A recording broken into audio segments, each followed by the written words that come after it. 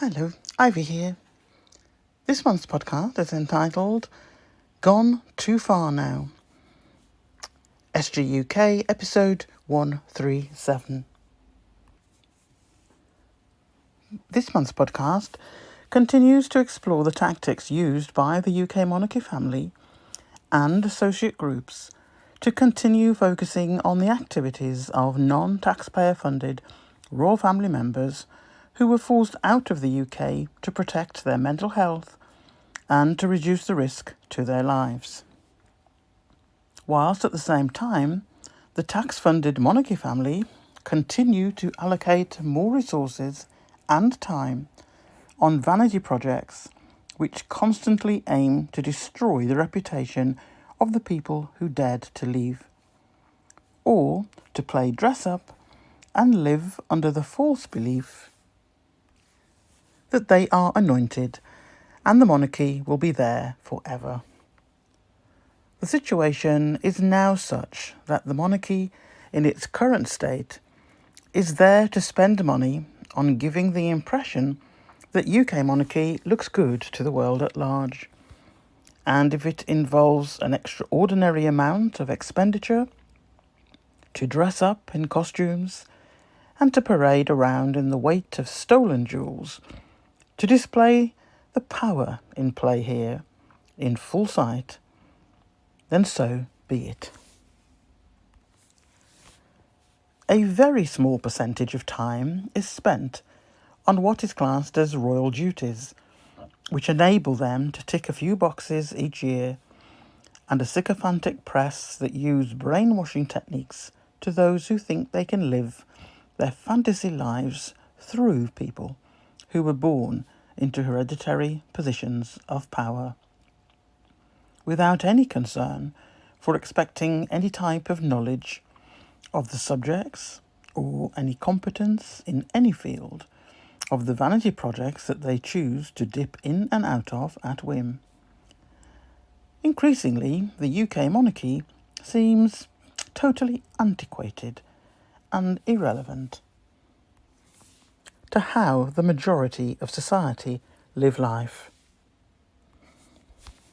We deserve better than this genealogy procreation scheme for modern-day slaves. No one has dared to leave before and be successful. Public funds are directed at all the British royal family members, persuading anyone who has doubts about remaining or leaving to discourage the doubters from ever leaving. The monarch calls upon its tabloid press partners to do everything in their power to disgrace the person or people from considering that life would be better outside of the plantation behind gilded gates. It always follows that people around the globe are fed disinformation about anyone who contemplating on leaving. Everyone within the plantation relies on income from the monarch to exist, hence why so many freeloaders are on taxpayers' dimes, no matter what the official line is. What happens when a senior royal in the UK does actually escape? The campaign to force the return or the destruction of that individual or individuals is the bottom line. It is wrapped up in fancy rhetoric, but the bottom line, no one must be seen to succeed outside of the confines of the plantation. The forced attempts at controlling someone as to how they should live their life and where has gone on for centuries. But in this current British royal family, they are spending so much time and energy on trying to destroy their own family member, and particularly his wife. The ongoing 8-year campaign of Seek and Destroy is in full swing, and there is not one human rights activist organisation who has had the backbone to stand up and say enough. There are a number of injustices around the world, and I don't know of many human rights groups who are known to bringing that many, if any, conflicts to an end. Therefore, it is no surprise that when it comes to a monarchy family, all those human rights specialists turn the other way. Officially, saying by their silence, nothing to see here. This podcast channel has continued to research and to write to activists, along with researchers in their various specialist fields, and now moved on to explore legal entities.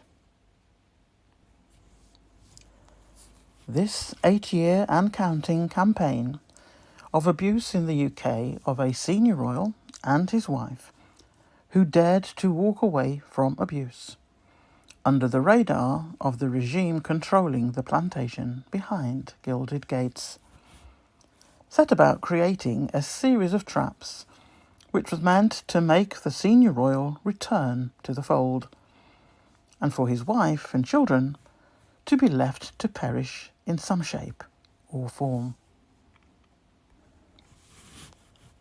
Most of the abusers in this chain of activity have aimed their anger at the multi-millionaire biracial woman who entered the all-white royal family in the UK and very quickly came to realise that the family did not want her to remain.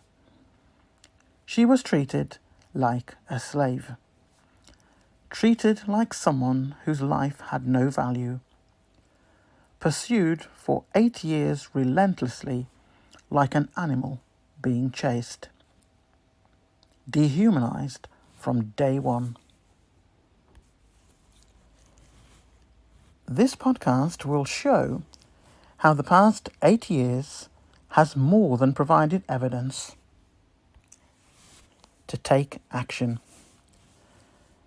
It would not matter if every hater out there joined convents and monasteries tomorrow.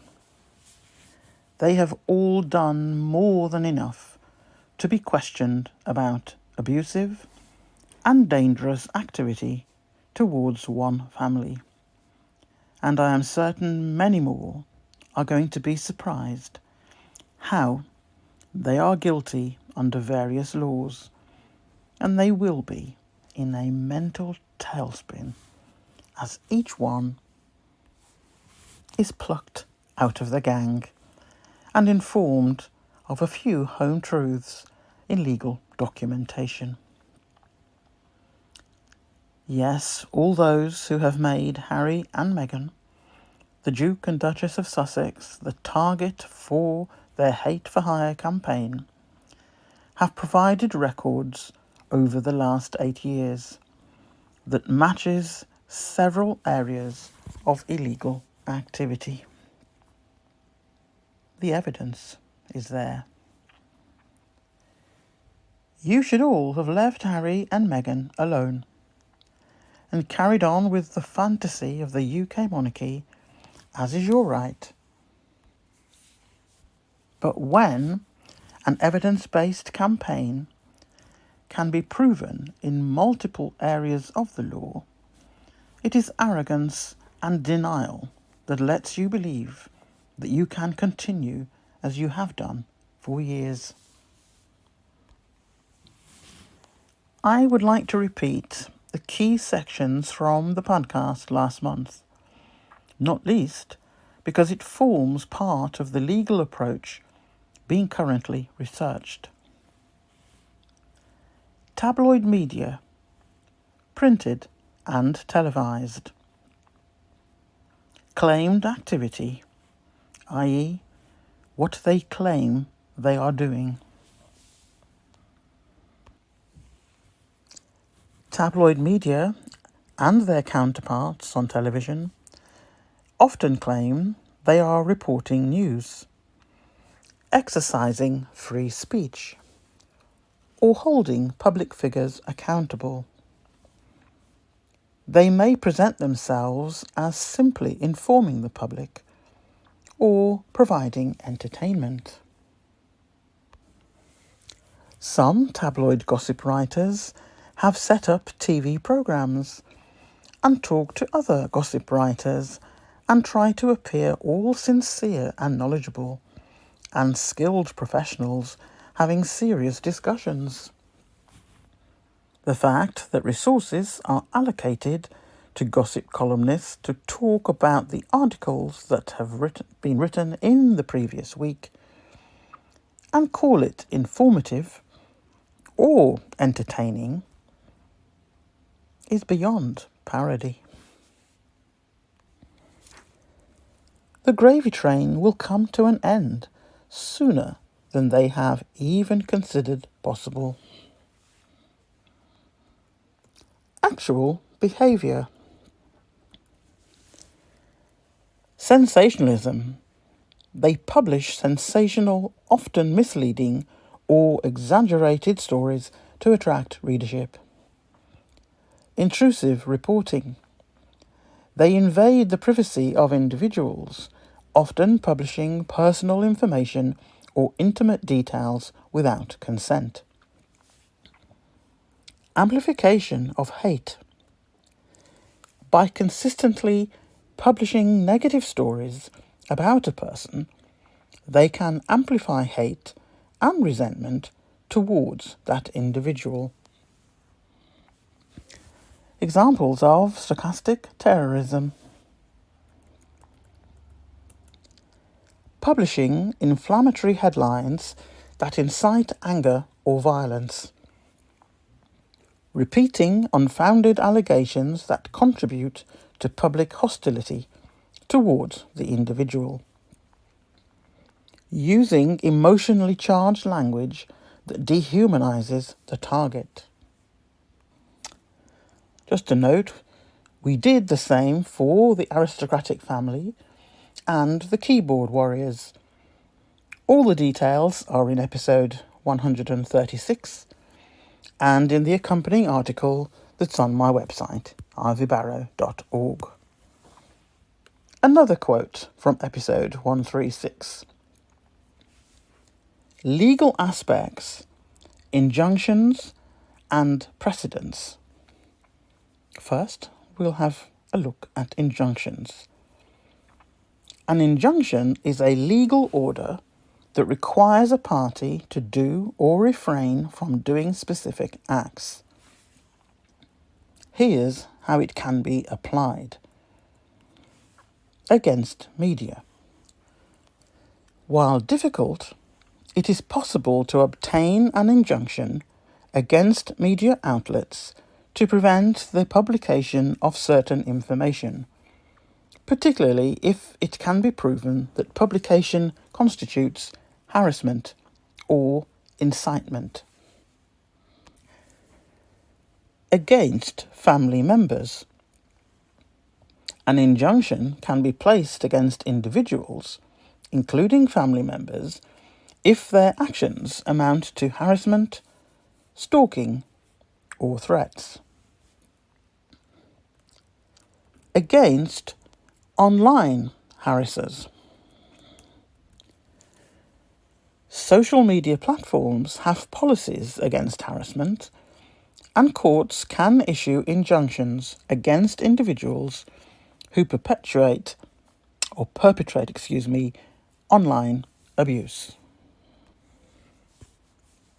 Just want you to keep in mind that these extracts from last month, I am repeating them for a reason. They have relevance, which I believe will become much clearer in the future. Examples of similar cases.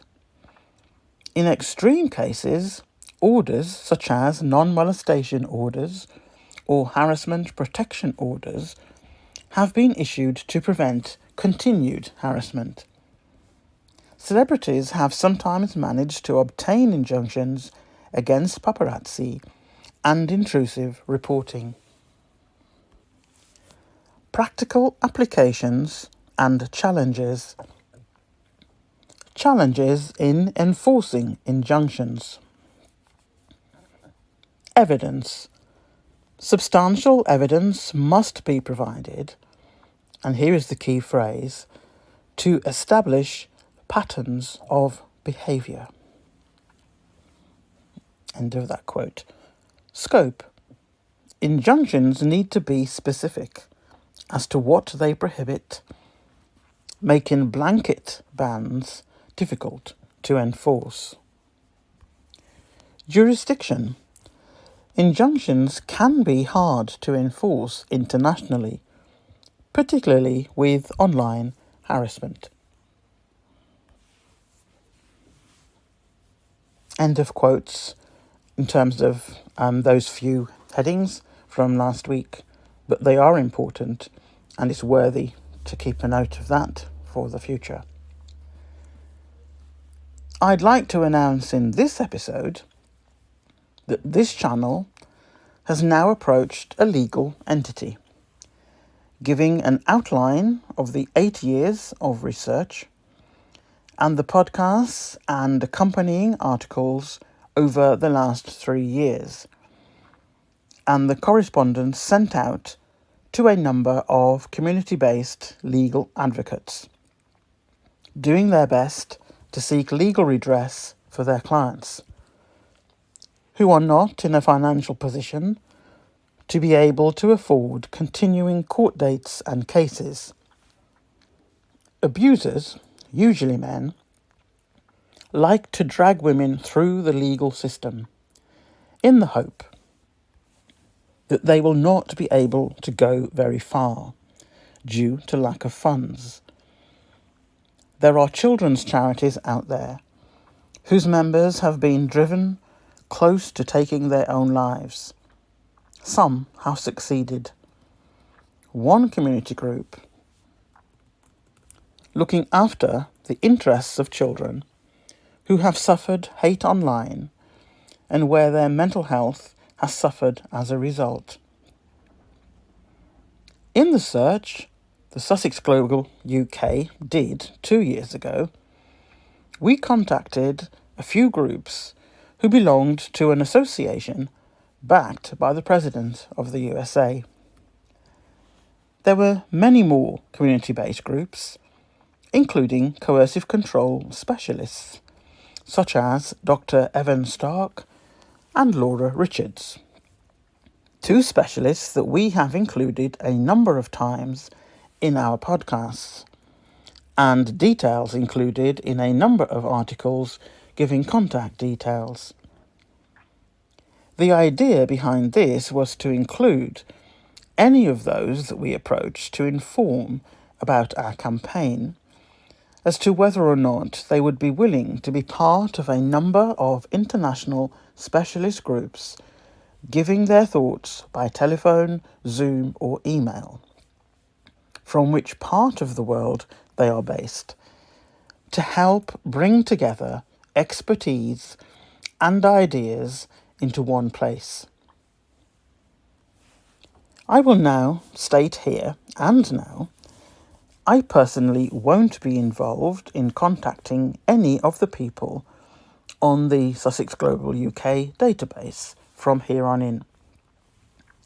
If any communications are sent out, they will come from a legal body, not myself or anyone else outside of a law firm.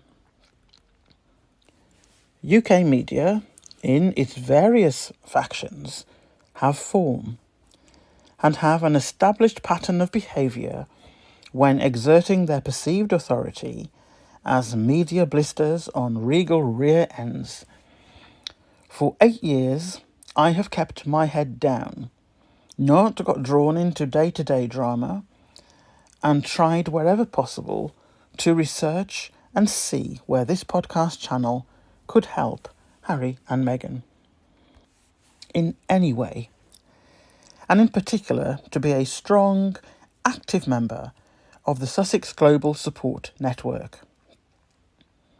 It is likely this will take a little while to attempt to add to legislation, but in the interim, enough breaches in international law exist that is worthy of our time and effort, because any success for a high-profile figure will automatically help many, many others who do not have resources to fight this abuse through existing legal channels. The resources simply do not exist. Success in this area of abuse, particularly coercive control, committed across borders, would be a real step forward. Dr. Evan Stark was an American sociologist who created the term coercive control. His body of work is vast and highly respected. Unfortunately, Dr. Stark passed in March 2024. He will be greatly missed. Laura Richards has been referred to several times in podcasts from this channel, not least because Laura has been the architect of law reform to better protect victims on 8 occasions and is in global demand.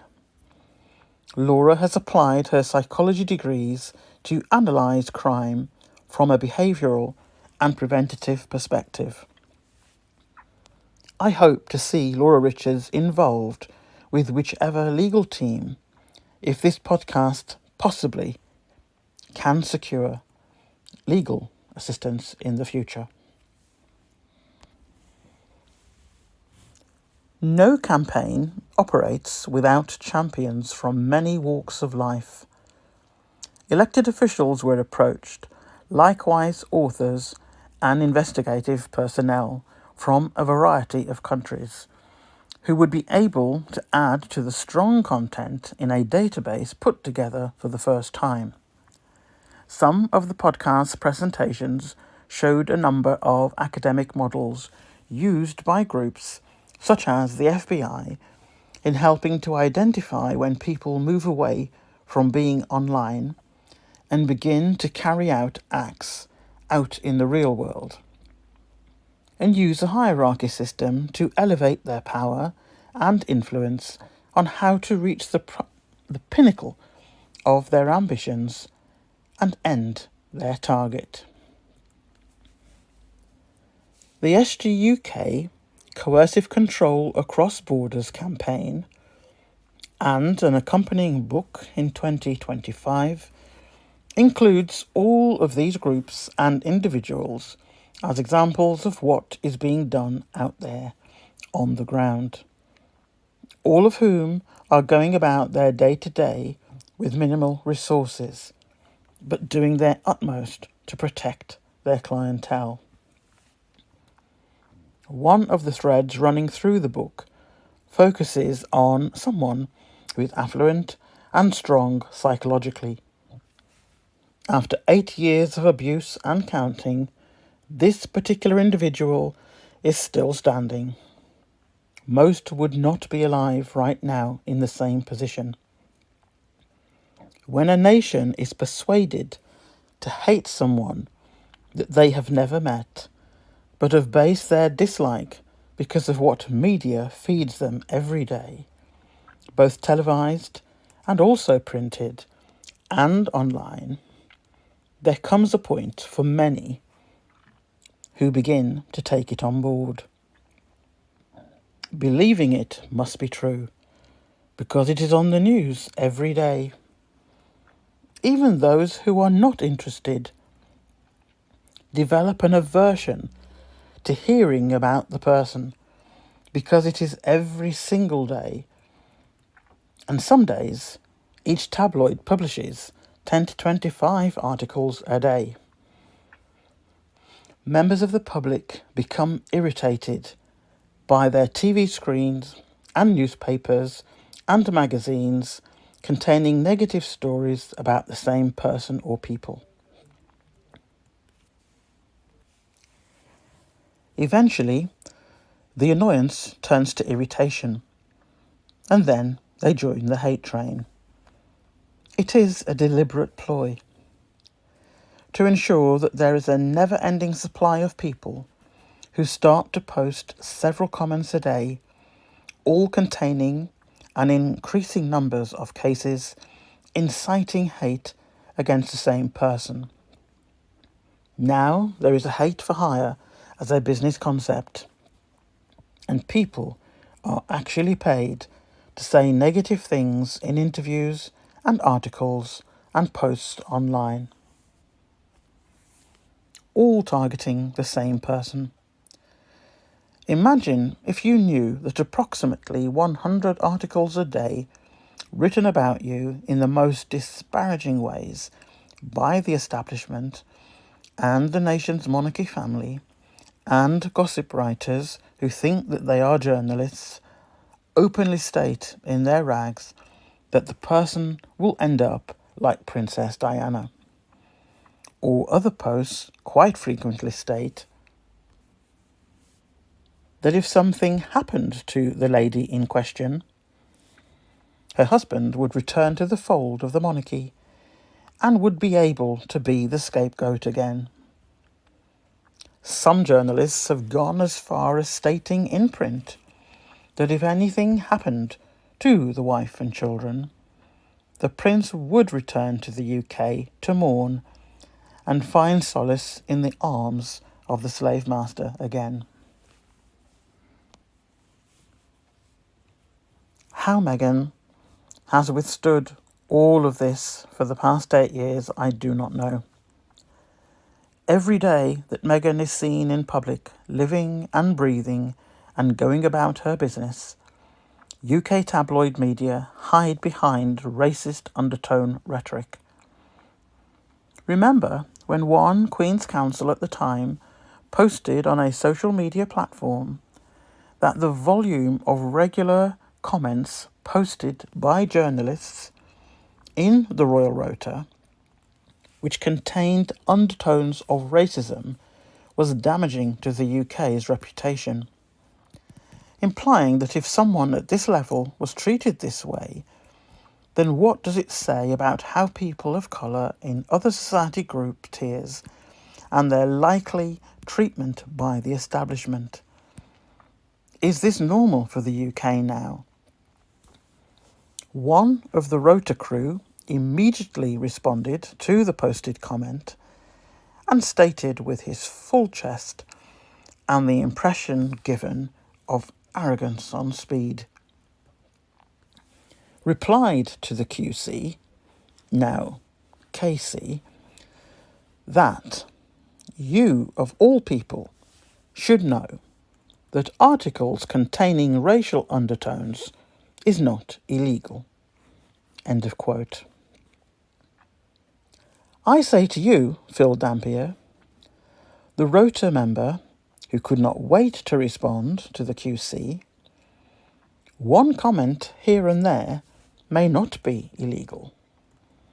But as with stochastic terrorism, active daily in the trash that you all write is strong evidence of trends and patterns of behaviour. 8 years and counting is a strong place to start from. Remember, as stated in the podcast last month, trends and patterns of behaviour is a very important factor in evidence gathering of this nature. Every few weeks, journalists openly state that the Duchess is not welcome in the UK, so don't bother to come back. The headlines are there, and even if you've removed them from the internet now, receipts remain. When she does not appear outside of the UK, as the Duchess has not set foot in the UK since 2020, the pylon of vitriolic articles begin, demanding to know why the Duchess has not visited the UK. In an effort to try and scrape up a few extra coins by the sheer volume of articles written each day, the context and the content is venomous, lacking all respect, dehumanises the person concerned, all in an effort to vent their anger at the absence, and therefore the inability to abuse the Duchess face to face. This is the type of gutter press the UK has, and which is so far right-wing they meet themselves coming back every day. The Rota and its professional body are so devoid of ethics, despite officially having written statements on ethics and an editor code on ethics. The whole package are well overdue for an update on Levson 2, and more than anything, an international legal boundary which cannot be crossed, whether or not all concerned belong to the top-tier societal group in the UK. As things currently stand, that is no moral compass to point towards.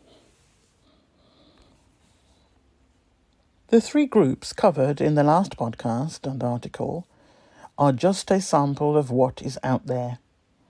The SGUK campaign has many in its sights, but we need to start somewhere. All stakeholders who benefit from this hate-for-hire business model are about to find out one day about international law. Samples of evidence. Bear in mind, I really am not quoting here really serious headlines and ones that definitely I know will be of interest to any court.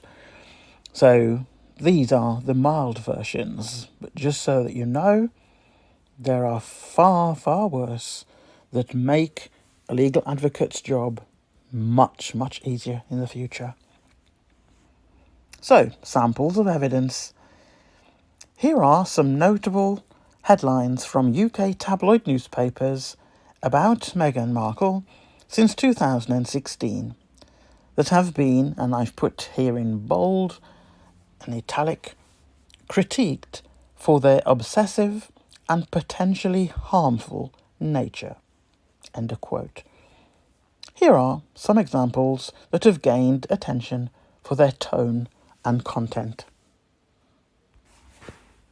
Number 1. Meghan Markle. I turn my back on the royals. End of quote. Daily Mail. Harry and Meghan's narcissistic parenting style revealed by royal expert. The Sun. Meghan's ultimate betrayal. More revealed from her $100 million Netflix deal. The Mirror. How Meghan Markle's fashion choices are costing taxpayers millions. The Express. Tarnishing the royal reputation. Meghan Markle's Hollywood ambitions. Daily Mail. Number 6. Devastating impact of Meghan's actions on the Queen's health. The Sun. Meghan's diva demands at the palace. Insiders speak out. Daily Mirror. 8. Meghan Markle, the modern Yoko Ono of the British royal family. Daily Express. Excuse me while I take a very, very deep laugh, and I'll put the microphone back on afterwards, because those 8, believe me, as I said, these are the tame ones compared to ones I definitely know will be very active in a courtroom one day. They're just pathetic, but it kind of sums up the people and the papers that they work for, if you can call it work. These headlines illustrate the kind of relentless coverage and sometimes hostile tone that has led to discussions about media harassment and its impact. That's an important sentence, I think. Very quickly, I'll go through with a few lines on each of those 8 headlines to give you an idea of how this will be approached in the future, I'm sure, but with much, much stronger headlines than these, and these are bad enough. The Daily Mail published the article with the headline, I would turn my back on royals, about Meghan Markle on October the 1st, 2016. The piece was based on comments made by Meghan Markle's half-sister, Samantha Markle, where she was critical of Meghan's relationship with the British royal family. This was before Meghan became engaged to Prince Harry in 2017. Headline: Meghan Markle's secret engagement to Prince Harry revealed. Publication: The Sun. Date: November the 27th, 2017. This article covered the announcement of Meghan and Harry's engagement, detailing their relationship and future plans. Headline: How Meghan Markle's fashion choices are costing taxpayers millions, was published by The Express on November the 10th, 2018. This article claimed that the cost of Meghan's designer wardrobe was being covered by taxpayer funds, despite Meghan reportedly paying for her clothes herself. The narrative also included the fact that King Charles had allocated money to support Harry's wife in general, further complicating the issue because he was the one who informed Harry that there was no money available for Meghan and perhaps she could return to acting to secure funds. This was quoted in Harry's book Spare, yet officially it was denied that it ever took place. To add to the confusion, one Royal Rota individual wrote an article stating, in effect, how Meghan's work in Hollywood tarnished the value of the British royal family. Gosh, that's a joke. They do that all on their own every day. Anyway, back to my script. Clearly, that person had not checked with the next King Charles about the issue of no funding and suggested that Meghan should return to acting.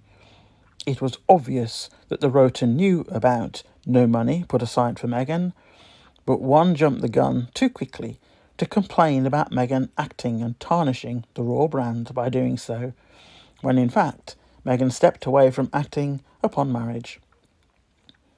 Note: see one of the bullet points below connected to this article by the same tabloid. They knew the facts but decided to go down this route deliberately. The Daily Mirror published the headline, Meghan's diva demands at the palace, insiders speak out, December the 1st, 2018. The article claimed that palace insiders were accusing Meghan of making diva-like demands during her time living at Kensington Palace, further fueling media narratives of tension within the royal household. The headline, Harry and Meghan's narcissistic parenting style revealed by royal experts, was published by the Daily Mail, July the 20th, 2019.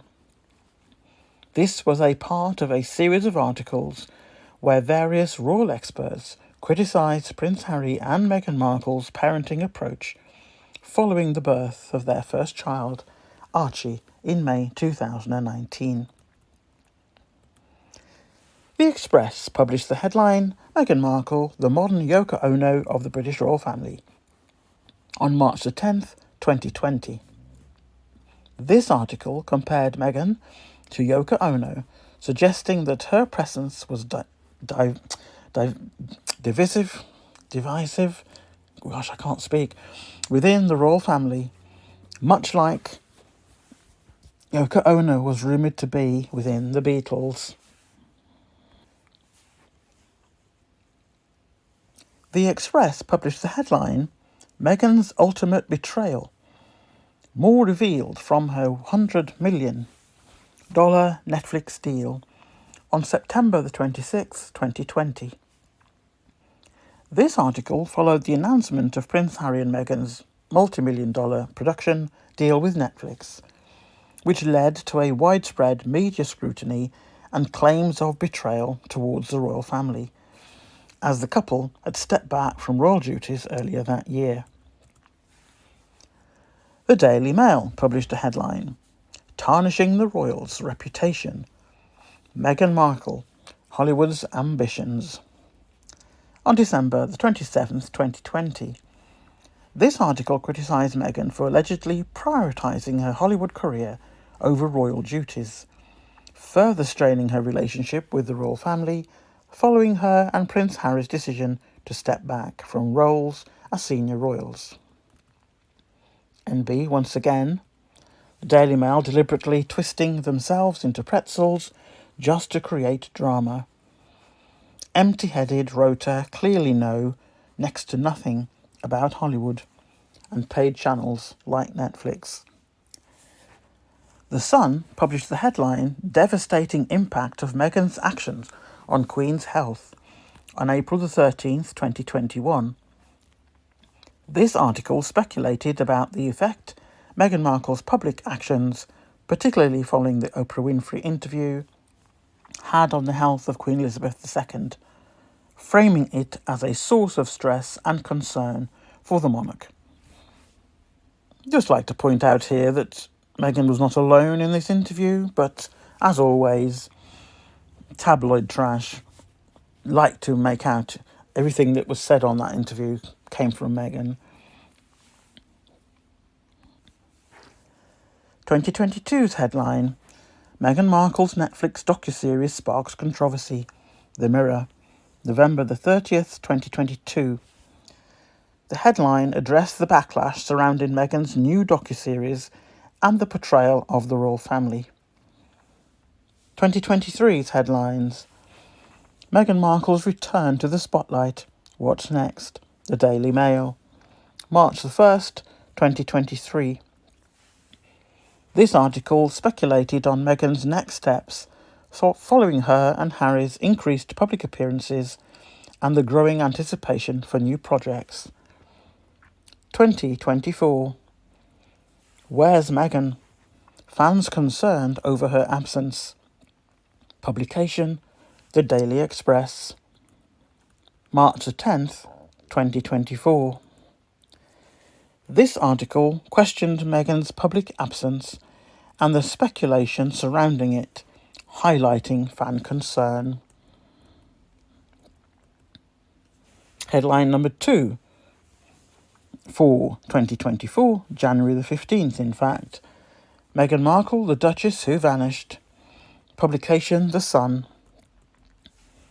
This piece also discussed Meghan's recent low profile and the discussion it sparked in the media.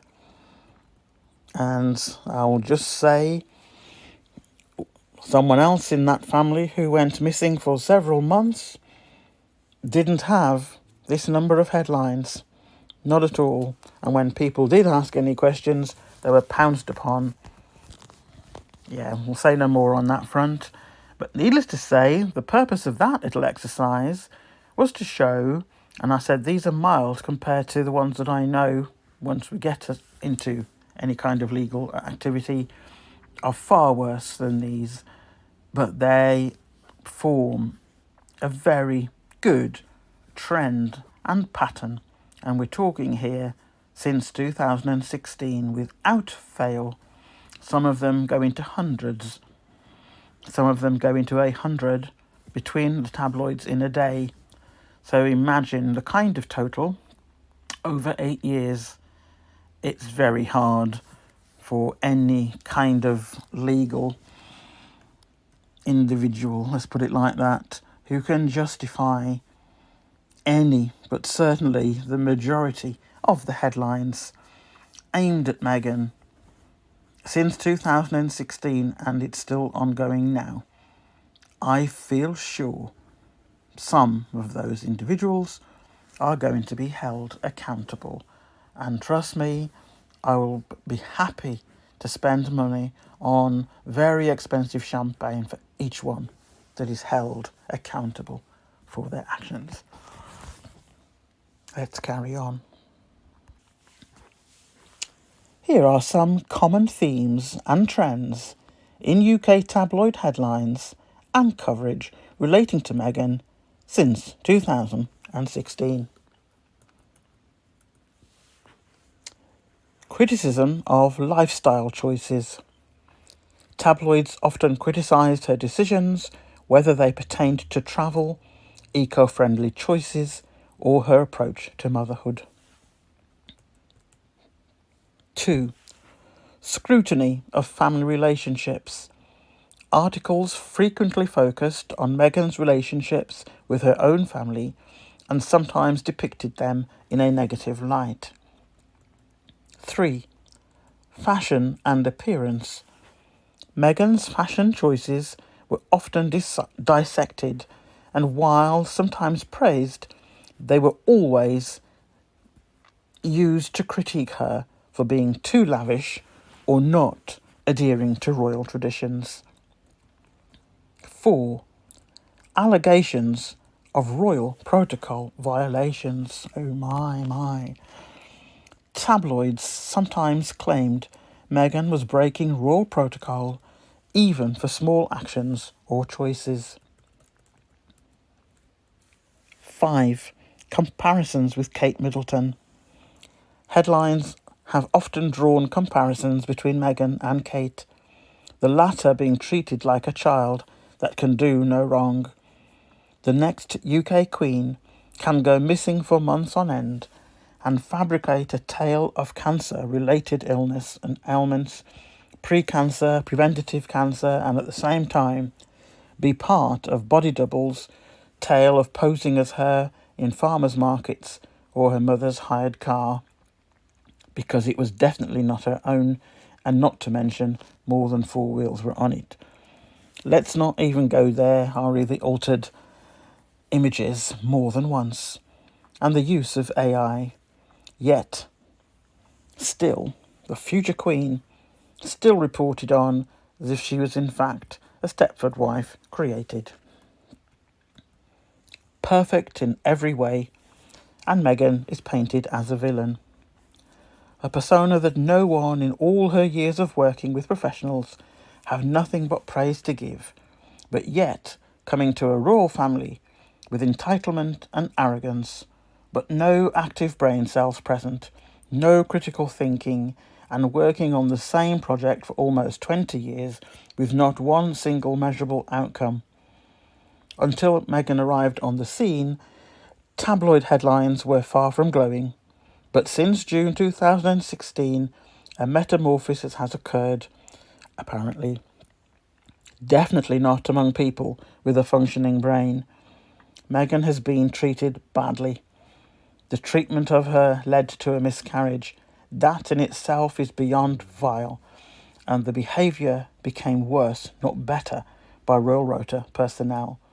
The headlines incite hateful behaviour, and there will be a loss of life again if this hate for hire is not tackled at source and quickly. 6. Public expenditure and security. Especially during her time as a working royal, there was critique regarding the cost related to Meghan and Harry's security and housing funded by taxpayers. 7. Race and heritage. Some headlines contained racial undertones, which sparked public debate on whether the coverage was tinged with racism. 8. Perceived attitude and behaviour. Meghan has at times been portrayed as difficult or demanding, sometimes dubbed as Duchess Difficult by tabloids. That is just 8 examples pulled from headlines, just those mild headlines that were quoted earlier, and it gives you themes and topics that are emerging. So imagine with a good legal team and a bank of researchers going through finer details over those 8 years and counting the kind of themes that are going to emerge. Some of them will be, no doubt, these that we've got here, and they will be enhanced. But I am very confident in terms of trends and patterns. Even I, for over my 8 years, has managed to come out with things, and I know there'll be far more coming out with legal expertise. This next section, and I'm not a legal, well, you all know I'm not a legal person, and these have just come through from me reading and researching and asking questions of people who know more about these things.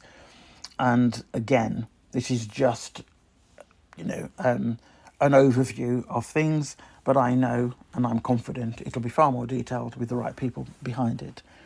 But just from the 8 years of going through it from terms of a podcast channel. Summary of violations. Coercive control.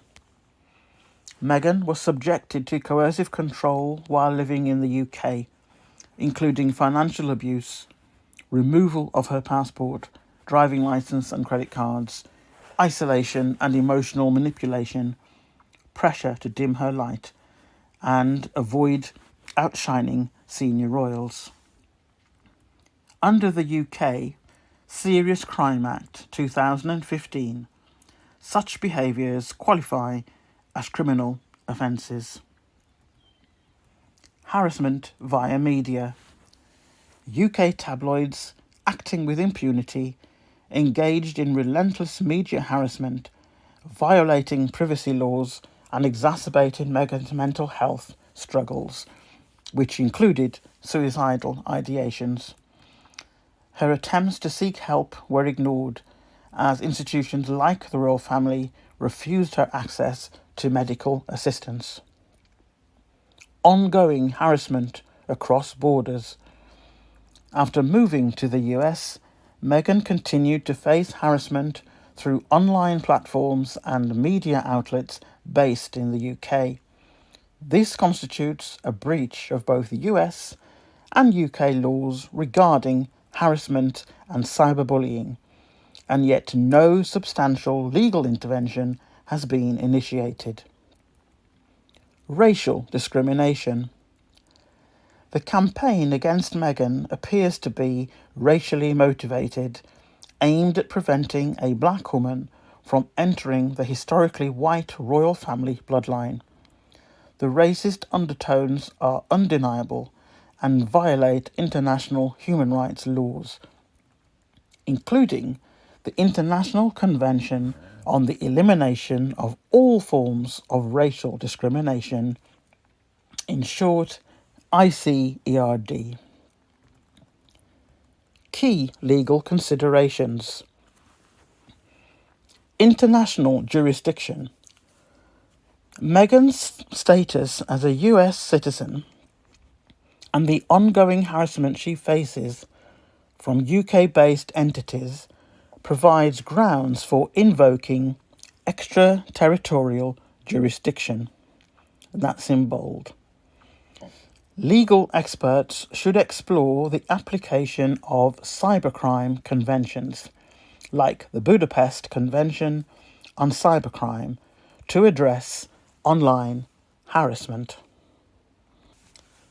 2. Coercive control and human rights violations. Meghan's case falls under coercive control laws that the UK recognises domestically.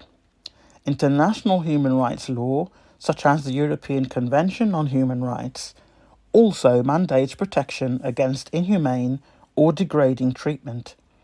As such, Meghan's rights have been consistently violated by institutions both during her time in the UK and after her return to the US. 3. Failure of US legal protections. Despite being a US citizen, Meghan has not received adequate protection from US institutions or lawmakers. Legal intervention from US authorities has been conspicuously absent, despite ongoing abuses and harassment. The fact that wealthy and powerful entities are involved should not exempt them from legal accountability. 4. Urgent need for international legal action. The failure of both UK and US legal systems to adequately address Meghan's coercive control and harassment raises serious concerns about gaps in international protections for individuals targeted across borders by institutions of power. Legal experts should urgently engage in dialogues to create pathways for intervention, including, and these are in bold, civil litigation, cyber harassment prevention, and human rights protections. Call to action. I urge legal experts and international law agencies to seriously consider Meghan Markle's case as a precedent-setting example of coercive control and harassment across borders. My research provides detailed documentation of violations of both international human rights and domestic coercive control laws. This case calls for 1. Legal intervention to hold accountable the UK-based institutions and individuals responsible for the ongoing abuse and harassment of Meghan Markle. 2. International cooperation between US and UK legal experts to develop frameworks addressing coercive control, harassment, cyberbullying that transcend national borders. 3.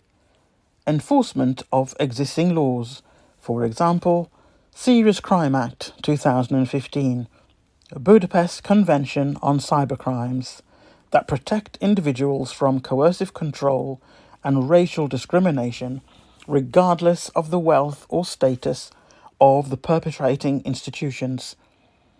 I will continue to advocate for justice on Meghan Markle's behalf and hope that my research triggers meaningful legal and political action.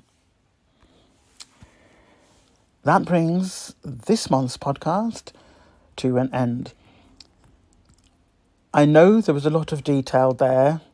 I've tried to make it user-friendly, and believe me, many times did I reach saturation point. I am not a legal expert. It's just that over the last 8 years, I've learned a lot as I've gone along, and I've tried to make them user-friendly, and I've tried to make the podcasts and the accompanying articles part of, if you like, an amateur gathering evidence.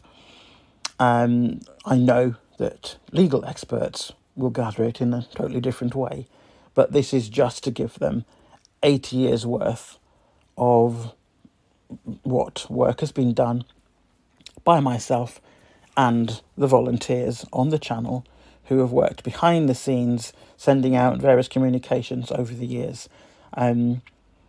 We will get justice for Meghan. There is no doubt in my mind. And all those who are party to and earning vast amounts of money based on lies and all kind of brainwashing that's gone on, you will all be sorry. You really will all be sorry. And you definitely won't be affluent in years to come. And neither should you be. You all should hang your heads in shame. One by one, beginning no doubt with the rota, we'll see. So, that's the end of this month's podcast. I hope you get a flavour of what I've been doing on the weeks when I'm not doing the podcast channel. It has been this, and there's still more to come, because I'm having to up-to-date the book as I go along with this, might as well as I'm doing the podcast. But I believe it will be worth it, and that the publication at the end will be something that hopefully will still carry weight and meaning in years to come.